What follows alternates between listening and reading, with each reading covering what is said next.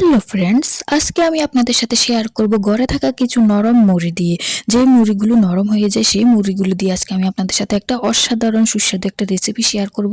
তার জন্য আমি মুড়িগুলোকে প্রথমে শুকনো খোলায় দিয়ে মুচমুচি করে ভেজে নেব। তারপরে মুড়িগুলোকে মিক্সার জারে করে এভাবে গুঁড়ো পাউডার করে নেব। তারপরে মুড়ির গুঁড়োগুলোকে হালকা ছেলে নেব যাতে দানাদার ভাবটা না থাকে। তারপর 800 গ্রাম দুধ কড়ার মধ্যে দিয়ে এর মধ্যে 2 চামচ মতো চিনি দিয়ে তেজপাতা এলাচ দিয়ে এটাকে একটু জাল করে নিয়েছি। নিয়ে মুড়ির গুঁড়োগুলোকে দিয়ে এবার একটা ডো বানিয়ে নিয়েছি। ডোটাকে এবার ঠান্ডা হতে দিয়েছি। দিয়ে এবার আবার এখানে আমি হাফ লিটার দুধ দিয়ে তার মধ্যে 200 গ্রাম চিনি দিয়ে দুটো তেজপাতা কয়েকটা এলাচ দিয়ে এটাকে জাল করতে বসিয়ে দিয়েছি। দিয়ে এবার আমি যে ডোটা বানিয়েছি সেটা ঠান্ডা হয়ে গেছে। এর মধ্যে 1 চামচ পরিমাণ ঘি দিয়ে এটাকে ভালো করে মেখে ছোট ছোট বল করে মিষ্টি বানিয়ে নিয়েছি।